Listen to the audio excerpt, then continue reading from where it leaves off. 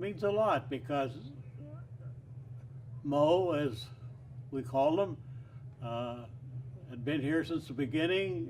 He was the first guy I ever worked for in Arizona, and we had a pretty good relationship. We trusted each other, and I think we moved pretty good from there on. Looking back through the years I worked and everything, I can't remember one time when things went bad, if you will. Well, other than the fact that I think right at the moment I'm the oldest guy in the outfit. I'm well into my 90s now, and I feel good about it. The fact that I'm able to be here, and I enjoyed today's performance of everything very well. Thank you. He was very involved with the unit even after he retired. That always impressed me. In fact, that is probably why I'm here today. It's easy to go off and forget the unit that has served you so well and raised my family of children that I have. But it's important to come back and support the unit. It means a lot to me when I drive by and I see the young airmen out there on the gate and everything. It makes me feel pretty good that I was a part of that.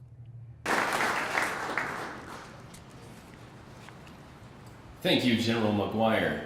It is now my pleasure to introduce to you the guest speaker for today's ceremony, our Wing's second commander and General Morris's close friend, Major General retired, Wess Chambers.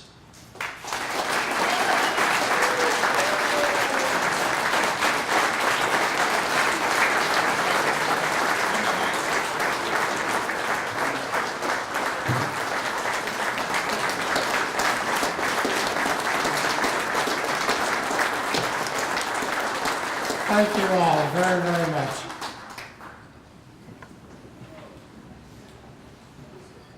It's been a long time. I remember back in 1956 when this unit was started. There was 6 pilots that lived here in Tucson, which included myself, that were members and weekend warriors of the 197th in Phoenix. And when the unit was started, General Morris was the commander, and he brought along with him 8 to 10 full-time people from the 197th to start this unit. Chief Wayne Butler was one of them. He's with us today. We came down, had the activation of the unit at the Army National Guard on Silver Lake Boulevard, and then things started moving. General Morris went into town, got involved with the leadership in the community, and he started recruiting in the Chamber of Commerce building. The first person he recruited was Buck O'Reilly of O'Reilly Chevrolet. Buck was in the unit for 3 to 4 years, and his father was getting a little older. He was going to have to take over the business, and we were on call for the Berlin crisis, so he got out at that time because he didn't feel he could go to Germany or if needed, and no one to take over the business. We started out in a little dirt hangar across the way with the headquarters in a farmhouse. The hangar was the dirt floor was about 2/3 maybe of this area. And that's where all the maintenance was done, on a dirt floor. We got our first F-86 in August of '56. In June of '57, we converted in the same facilities to F-84s. In June of '58, in the same facility, we converted to F-100s.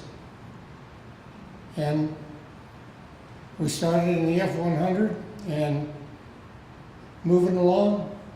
And in '59, we were asked to represent the National Guard Bureau at the William Tell Gunnery Meet in Air Defense Command at Tyndall Air Force Base. Well, it was weapons time that we didn't have, so General Morse arranged to get 6 airplanes modified to carry the AIM-9 missile. He couldn't lead the team because he was only a major and it required a full colonel. So we got a full colonel from the Fresno Guard unit down, checked him out for 2 weeks in the 100, and the team left. They went to Tyndall. They came in second, 50 points behind the leading team. That's the caliber of people that we had in this unit, not only pilots, but enlisted people. And it just continued to grow from there. Just in the mid-60s, the unit was moved from a fighter squadron to a group. General Morse was still a commander. In 1970, General Morse had a minor heart attack. It wasn't really anything real serious, but he couldn't pass the physical for flying, although he could pass the physical to stay in a unit. But he said, I'm not going to lead the unit unless I can fly. And so in 1971, he moved to state headquarters in charge of the Air National Guard of Arizona. He worked up there for a few years, and his military assignment was the Air National Guard Assistant Commander of Air Force South. And he was there for a few years, and then he moved over and took the same job in the European Air Forces. And when he finally retired, in '83, he was living in Phoenix. In a little while, he said, I've got to move back to Tucson.